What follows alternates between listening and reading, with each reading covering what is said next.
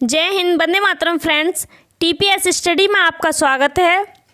आज का motivation code जो आपको ऊर्जावान बनाएगा, चेहरे पर मुस्कान लेकर आएगा।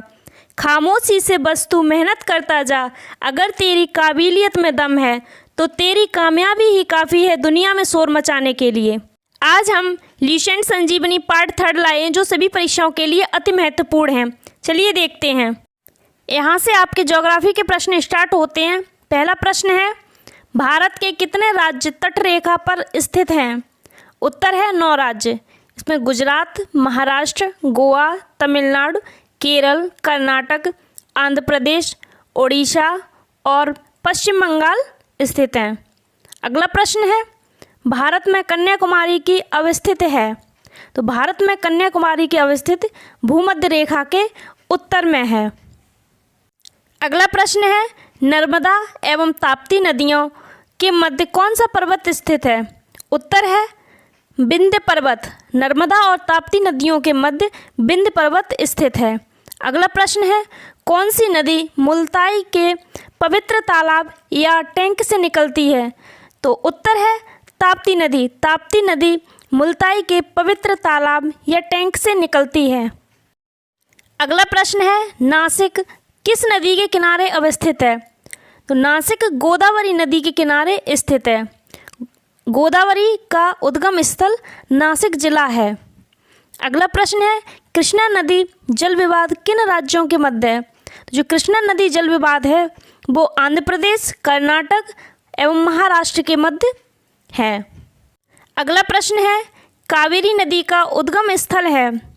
तो कावेरी नदी का उद्गम स्थल ब्रह्मगिरी पहाड़ियों में है। अगला प्रश्न है, कौन सी नदी अपने भ्रंश घाटी प्रभाव के लिए प्रसिद्ध है? उत्तर है दामोदर नदी। दामोदर नदी अपने भ्रंश घाटी प्रवाह के लिए प्रसिद्ध है। यह नदी पश्चिम बंगाल में भ्रंश घाटियों में प्रवाहित होती है। अगला प्रश्न है, भारत की किस नदी को जैविक मरुस्थल कहते हैं? तो भारत की दामोदर नदी को जैविक मरुस्थल कहते हैं। यह जल प्रदूषण के कारण कहते हैं। अगला प्रश्न है, कौन सी नदी उड़ीसा में अपना डेल्टा बनाती है?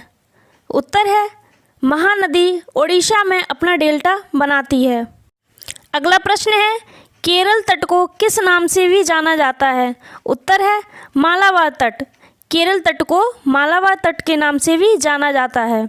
अगला प्रश्न है, पाक खाड़ी किसके बीच है? उत्तर पाक खाड़ी मन्नार की खाड़ी और बंगाल की खाड़ी के बीच है। यह भारत और श्रीलंका के मध्य स्थित है। अगला प्रश्न है, भारत के कितने राज्य समुद्र के किनारे पर हैं? उत्तर है 9 राज्य। 9 राज्य भारत के समुद्र के किनारे पर हैं। गुजरात, महाराष्ट्र, गोवा, कर्नाटक, केरल, तमिलनाडु, आंध्र प्रदेश, ओडिशा और पश्चिम बंगाल, ये 9 राज्य समुद्र के किनारे पर स्थित हैं। अगला प्रश्न है, लक्षद्वीप में कितने द्वीप हैं? उत्तर है लक्षद्वीप में 36 द्वीप हैं। इन 36 द्वीपों में केवल 11 द्वीपों पर ही मनुष्य का आवास है। अगला प्रश्न है, भारत के किस भाग में बैरन ज्वालामुखी द्वीप स्थित है? उत्तर है बैरन ज्वालामुखी द्वीप अंडमान द्वीप समूह में स्थित है। बैरन द्वीप भारत का एकमात्र सक्रिय ज्वालामुखी है। अगला प्रश्न है, श्रीहरिकोटा द्वीप किस झील के निकट स्थित है? उत्तर है श्रीहरिकोटा द्वीप पुलिकट झील के निकट स्थित है। अगला प्रश्न है, भारत का सर्वाधिक आबादी वाला द्वीप कौन सा है? उत्तर है भारत का सर्वाधिक आबादी वाला द्वीप सालिसिड द्वीप है। इसी द्वीप पर मुंबई है। अगला प्रश्न है, किस नदी पर माजुली द्वीप स्थित है? उत्तर ब्रह्मपुत्र नदी पर माजुली द्वीप स्थित है। यह विश्व का सबसे बड़ा नदीय द्वीप है। अगला प्रश्न है, कश्मीर घाटी स्थित है? तो कश्मीर घाटी पीर पंजाल और हिमाद्री पर्वत श्रेणियों के मध्य स्थित है। अगला प्रश्न है, फूलों की घाटी अवस्थित है? तो फूलों की घाटी उत्तराखंड में अवस्थित है। अगला प्रश्न है, नेलांग घाटी किस राज्य में अवस्थित है? तो नेलांग घाटी उत्तराखंड में अवस्थित है। अगला प्रश्न है, चित्रकूट जलप्रपात किस नदी पर है? वो उत्तर है चित्रकूट जलप्रपात इंद्रावती नदी पर है। अगला प्रश्न है सर्वाधिक ऊंचाई वाला जलप्रपात कुंचिकल भारत के किस राज्य में स्थित है? तो जो सर्वाधिक ऊंचाई वाला जलप्रपात है कुंचिकल, वह भारत के कर्नाटक राज्य में स्थित है। यह बराही नदी पर स्थित है। अगला प्रश्न है भारतवर्ष में खारे पानी की सबसे बड़ी झील कौन सी है? उत्तर है चिल्का झील। चिल्का झील भारत की खारे पानी की सबसे बड़ी झील है। यह उड़ीसा राज्य में स्थित एक लैगून झील है। अगला प्रश्न है भारत की सबसे बड़ी मीठे पानी की झील कौन सी है? उत्तर है बुलर झील। बुलर झील भारत की सबसे मीठे पानी की झील है। यह जम्मू कश्मीर में स्थित है। यहाँ से आपके साइंस के प्रश्न स्टार्ट होते हैं। पहला प्रश्न है कौन सा रोग वैक्सीन द्वारा नियंत्रित नहीं किया जा सकता? उत्तर है मधुमेह। मधुमेह रोग वैक्सीन द्वारा नियंत्रित नहीं किया जा सकता। अगला प्रश्न है मेडकाउ के रोग का कारण है? उत्तर है मेडकाउ के रोग का कारण प्रियंस है। अगला प्रश्न है शरीर के अंदर लोहा की कमी से उत्पन्न होने वाला रोग है? उत्तर है रक्तहीनता। शरीर के अंदर लोहा की कमी से उत्पन्न होने वाला रोग रक्तहीनता है। अगला प्रश्न है राइबोफ्लेविन की कमी से कौन सा रोग होता है? उत्तर है चुलोसिस। चुलोसिस रोग राइबोफ्लेविन की कमी से होता है। अगला प्रश्न है मानव आहार में पॉलिश किए हुए चावल के उपयोग से रोग होता है? उत्तर है बेरीबेरी। जो मानव आहार में पॉलिश किए हुए चावल हैं उनसे कौन सा रोग होता है? बेरीबेरी। अगला प्रश्न है एक गिलास पानी पीने से कितनी कैलोरी मिलती है? तो एक गिलास पानी पीने से 0 कैलोरी मिलती है। अगला प्रश्न है जो मनुष्य यह नहीं समझ पाता कि उसे भोजन करना कब रोक देना चाहिए, वह पीड़ित है? उत्तर है बुलिमिया से पीड़ित है। अगला प्रश्न है अधिकांश प्राणियों के जीवित पदार्थ का लगभग 80% पदार्थ है? उत्तर है प्रोटीन। प्रोटीन प्राणियों के जीवित पदार्थ का लगभग 80% पदार्थ है। अगला प्रश्न है बीएमडी परीक्षण किया जाता है? उत्तर है बीएमडी परीक्षण अस्थिरंध्रता के लिए किया जाता है। अगला प्रश्न है स्तनधारी में कार्बोहाइड्रेट किस तरह संचित रहता है? स्तनधारी में कार्बोहाइड्रेट लीवर और मांसपेशियों में ग्लाइकोजन के रूप में संचित रहता है। अगला प्रश्न है एंजाइम्स मूलक होते हैं? उत्तर है एंजाइम्स वसा के मूलक होते हैं। अगला प्रश्न है मानव शरीर में अधिकतम मात्रा में तत्व होता है? उत्तर है मानव शरीर में अधिकतम मात्रा में कैल्शियम तत्व होता है। अगला प्रश्न है एंटीफ्रीज प्रोटीन पाया जाता है? उत्तर एंटीफ्रीज प्रोटीन मछली में पाया जाता है। अगला प्रश्न है एंटीबॉडीज होते हैं? उत्तर है एंटीबॉडीज प्रोटीन में होते हैं। अगला प्रश्न है कौन सा प्रोटीन गाय के दूध में होता है? उत्तर है कैसीन। कैसीन प्रोटीन गाय के दूध में होता है। अगला प्रश्न है सोयाबीन के बीज में पाया जाता है? सोयाबीन के बीज में 40% प्रोटीन एवं 20% तेल पाया जाता है। अगला प्रश्न है कौन सा तत्व अस्थि एवं दांतों के निर्माण एवं मजबूती के लिए आवश्यक है? उत्तर है आयोडीन। आयोडीन अस्थि एवं दांतों के निर्माण एवं मजबूती के लिए आवश्यक है। अगला प्रश्न है प्रोटीन की अधिकतम मात्रा पाई जाती है? तो प्रोटीन की अधिकतम मात्रा सोयाबीन में पाई जाती है। अगला प्रश्न है भोजन का एक प्रमुख अंग है? उत्तर भोजन का एक प्रमुख अंग कार्बोहाइड्रेट है। अगला प्रश्न है गाय का दूध पीले सफ़ेद रंग का होता है जिसका कारण है कैसीन के साथ साथ कैरोटीन पाया जाता है। अगला प्रश्न है कौन लोहा का अच्छा स्रोत है? तो पालक लोहा का अच्छा स्रोत है। अगला प्रश्न है कौन कैल्शियम का सबसे प्रचुर स्रोत है? तो रागी कैल्शियम का सबसे प्रचुर स्रोत है। अगला प्रश्न है विटामिन ए का प्रमुख स्रोत है? विटामिन ए का गाजर प्रमुख स्रोत है। अगला प्रश्न है गोल्डन धान अच्छा स्रोत है? गोल्डन धान विटामिन ए का अच्छा स्रोत है। अगला प्रश्न है कौन सा विटामिन जल में घुलनशील है? तो विटामिन ए और विटामिन बी जल में घुलनशील हैं। अगला प्रश्न है हमारा शरीर कौन सा विटामिन बनाता है? हमारा शरीर विटामिन डी और विटामिन के बनाता है। यहाँ से आपके पर्यावरण के प्रश्न स्टार्ट होते हैं। पहला प्रश्न है विश्व पर्यावरण सुविधा का आरंभ कब हुआ था? उत्तर है विश्व पर्यावरण सुविधा का आरंभ 1991 में हुआ था। अगला प्रश्न है दो विभिन्न समुदायों के बीच का संक्रांति क्षेत्र क्या कहलाता है? उत्तर है इकोटोन। दो विभिन्न समुदायों के बीच का संक्रांति क्षेत्र इकोटोन कहलाता है। अगला प्रश्न है प्रतिशतता के आधार पर वायुमंडल में सर्वाधिक पाई जाने वाली गैस कौन सी है? उत्तर है नाइट्रोजन। नाइट्रोजन वायुमंडल में सर्वाधिक पाई जाने वाली गैस है। अगला प्रश्न है प्राकृतिक प्रदेश में किसे बड़े शिकारों की भूमि के नाम से जाना जाता है? उत्तर है उष्णकटिबंधीय सवाना प्रदेश को बड़े शिकारों की भूमि के नाम से जाना जाता है। अगला प्रश्न है खाद्य श्रृंखला का अंतर्संबंध जटिल तंत्र कहलाता है। तो खाद्य श्रृंखला का अंतर्संबंध जटिल तंत्र खाद्य जाल कहलाता है। अगला प्रश्न है खाद्य श्रृंखला में जैविक आवर्धन का कारण होता है। तो खाद्य श्रृंखला में जैविक आवर्धन का कारण कीटनाशक होता है। अगला प्रश्न है पारिस्थितिकी तंत्र की अवधारणा प्रथम बार किसके द्वारा दी गई? उत्तर है एजी टांसले द्वारा। पारिस्थितिकी तंत्र की अवधारणा प्रथम बार एजी टांसले द्वारा दी गई। अगला प्रश्न है पारिस्थितिकी संक्रमण अवधारणा का सर्वप्रथम प्रयोग किसके द्वारा किया गया? उत्तर है बेमेट द्वारा। पारिस्थितिकी संक्रमण अवधारणा का सर्वप्रथम प्रयोग बेमेट द्वारा किया गया। अगला प्रश्न है एक पारिस्थितिकी तंत्र के विभिन्न घटकों से होकर पोषक तत्वों को गुजरना कहलाता है। उत्तर है जैव भू रासायनिक चक्र। पारिस्थितिकी तंत्र के विभिन्न घटकों से होकर पोषक तत्वों का गुजरना जैव भू रासायनिक चक्र कहलाता है। अगला प्रश्न है पारिस्थितिकी तंत्र का प्रेरक बल होता है। पारिस्थितिकी तंत्र का प्रेरक बल सौर ऊर्जा होता है। अगला प्रश्न है पारिस्थितिकी पदछाप के माप की इकाई है। तो पारिस्थितिकी पदछाप के माप की इकाई भूमंडलीय हेक्टेयर है। अगला प्रश्न है पारिस्थितिकी तंत्र में एक पोषी स्तर से दूसरे पोषी स्तर में स्थानांतरण से ऊर्जा की मात्रा उत्तर है घट जाती है। एक पारिस्थितिकी तंत्र में एक पोषी स्तर से दूसरे पोषी स्तर में स्थानांतरण से ऊर्जा क्या होती है? घट जाती है।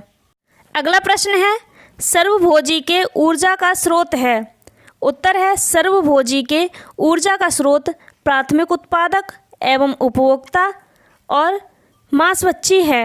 अगला प्रश्न है पारिस्थितिकी तंत्र में उच्चतम पोषक स्तर प्राप्त है। तो पारिस्थितिकी तंत्र में उच्चतम पोषण स्तर सर्वहारी को प्राप्त है।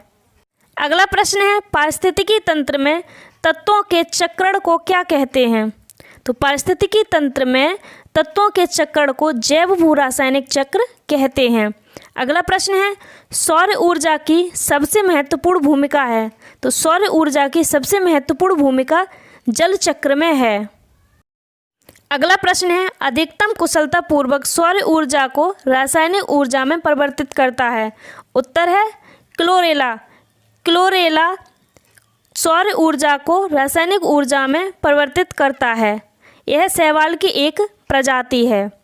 अगला प्रश्न है कौन सा जीव अपना भोजन अकार्बनिक पदार्थ से निर्मित करता है? तो वह है रबर का पौधा। रबर का पौधा अपना भोजन अकार्बनिक पदार्थ से निर्मित करता है। अगला प्रश्न है मोटर वाहनों के धुएं से निकलने वाली सबसे अधिक प्रदूषित गैस है। तो जो मोटर वाहनों के धुएं से निकलती है गैस सबसे अधिक प्रदूषण है कार्बन मोनोऑक्साइड गैस। अगला प्रश्न है डीडीटी क्या है?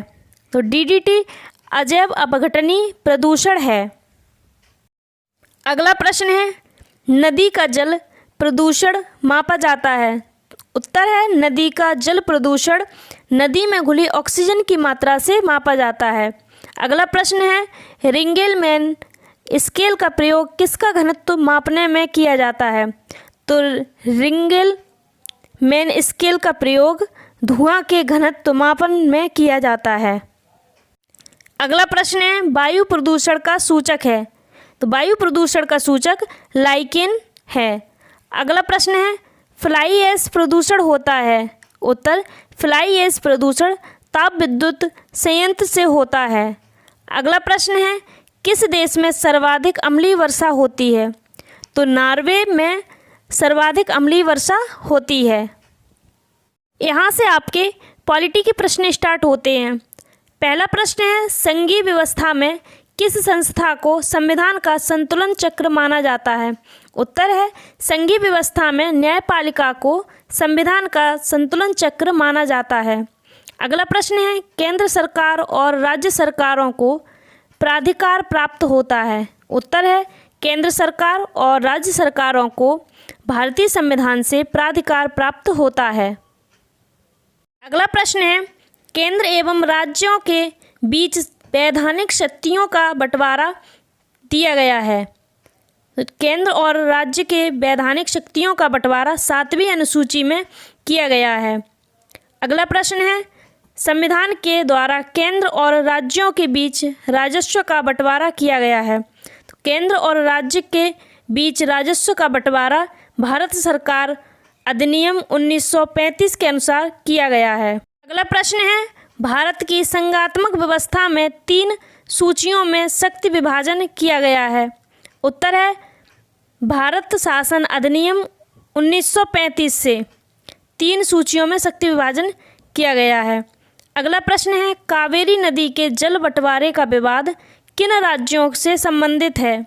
उत्तर है, कावेरी नदी के जल बंटवारे का विवाद तमिलनाडु, कर्नाटक, केरल तथा पुडुचेरी के संबंधित है। अगला प्रश्न है, आपातकाल में किसी राज्य विधानसभा की अवधि बढ़ा सकता है? कौन? संघीय संसद। संघीय संसद आपातकाल में किसी राज्य विधानसभा की अवधि बढ़ा सकता है। अगला प्रश्न है, संघ का यह कर्तव्य होगा कि वह बाह्य आक्रमण एवं आंतरिक शक्ति से प्रत्येक राज्य की सुरक्षा करे जो कि संबंधित है। उत्तर है, अनुच्छेद 355 से। अनुच्छेद 355 में संघ का यह कर्तव्य होगा कि वह बाह्य आक्रमण एवं आंतरिक शक्ति से प्रत्येक राज्य की सुरक्षा करे। अगला प्रश्न है, भारतीय संविधान के किस अनुच्छेद के अंतर्गत राज्यों में राष्ट्रपति शासन लगाया जा सकता है? उत्तर है, अनुच्छेद 356 के अंतर्गत राज्यों में राष्ट्रपति शासन लगाया जा सकता है।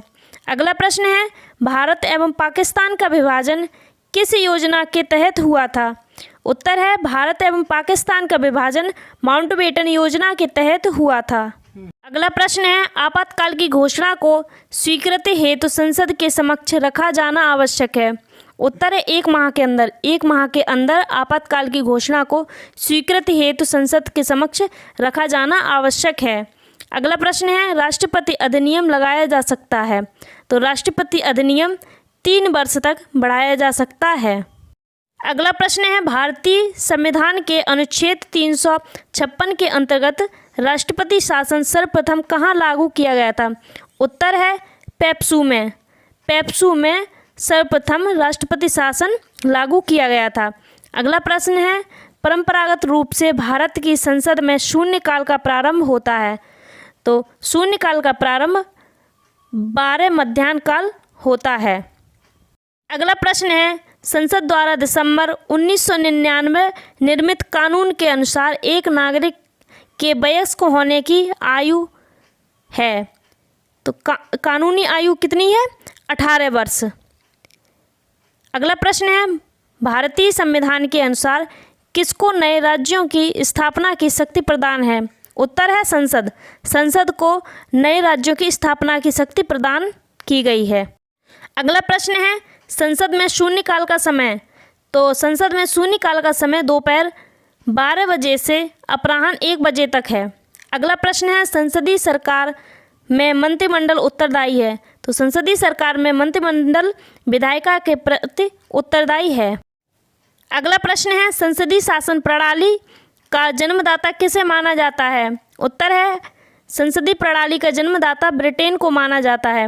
अगला प्रश्न है, भारतीय संविधान का कौन सा अनुच्छेद संसद को अंतर्राष्ट्रीय समझौतों को लागू करने के लिए विधि निर्माण की शक्ति प्रदान करता है? उत्तर है, अनुच्छेद 253।